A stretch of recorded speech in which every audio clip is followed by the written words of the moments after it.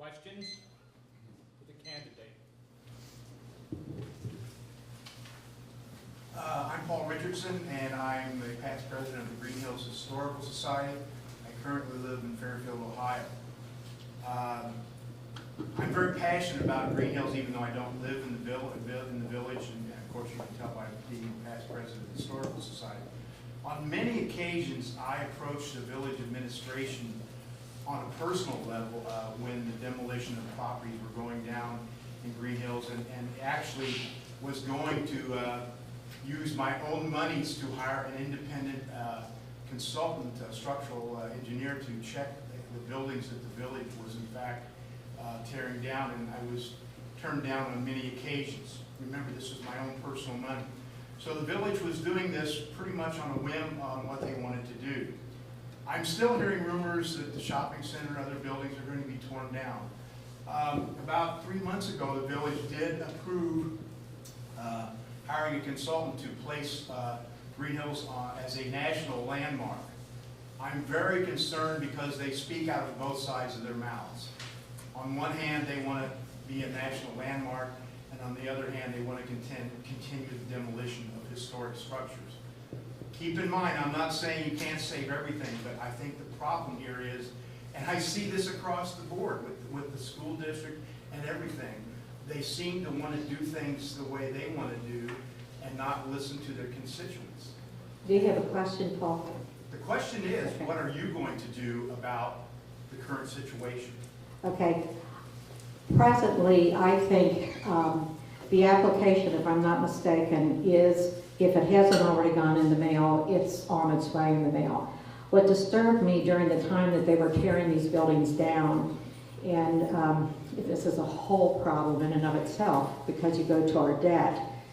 From 2000 to 2004, the people that are sitting on the council amassed $4.5 million in debt to buy real estate. They had no guidance from the citizens that said, this is what we want you to do. They just started buying property and passing what they call councilmatic bonds. So come 2004, they did vote $1 million of debt to go towards purchase of these buildings. But I was under the impression, I voted for it, I thought they were going to be fixing buildings up and reselling them. But instead, like the building across the street from me, they've intentionally let it go into a blight type condition so that they could justify tearing the neighborhood down. What am I going to do? I'm running for office. That's what I'm doing. That's what they said down at the Budget Commission when Dusty Rhodes and Mr. Goering said to me, he said, when you've got a problem in your community, Miss Andwan, you're informed, you're concerned, and you're running for office. That's what you have to do. Am I going to be able to change things overnight? On just one vote. One vote can make a big difference for each of you when you go to vote for a council person. Because if you just cast, you're going to have 3 council votes that you can cast. But if you only cast 1 for me, that sounds very egotistical, but I'll tell you why. There's going to be 2 other people elected no matter what happens. If I get elected, my promise is I'll move heaven and earth to get an audit done here so that we can get back on track.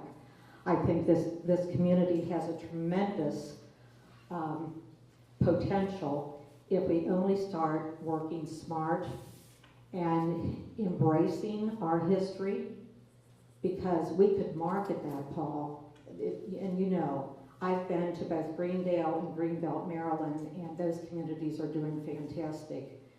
A lot of poor decisions were made here locally, but that doesn't mean they have to continue. Any other questions?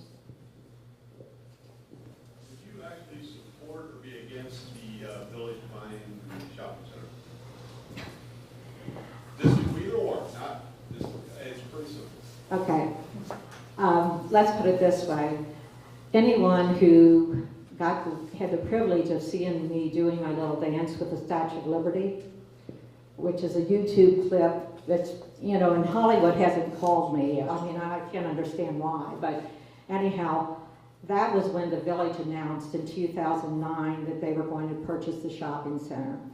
And they were going to place the village into $4.5 million of debt on top of the 6.5 that we already are. So we would have had 11 million in debt. So anyone that had any dream of selling property for the next 15, 20 years could just forget it.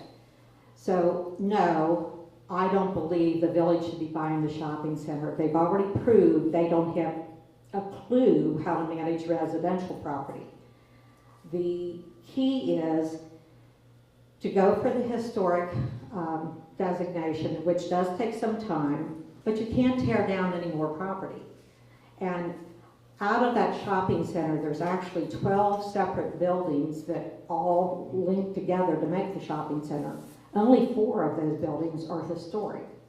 So if a developer wanted to come in and work that area with keeping in mind that our historic landmark status would want to maintain those 4 particular buildings, we could make that attractive.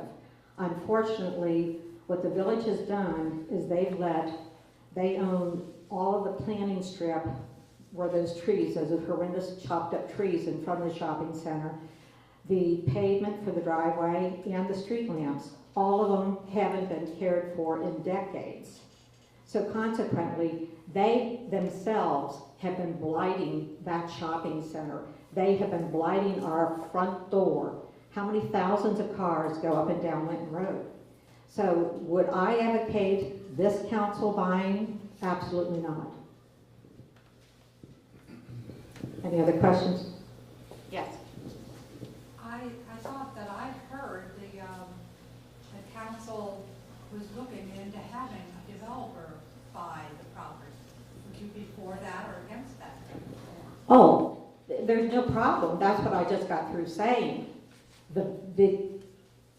For the council to indebt our community with them buying it and putting it on our tax bills, absolutely not. But to facilitate or invite or entice new economic development, there's no problem with that, goodness gracious. But they have to do their part.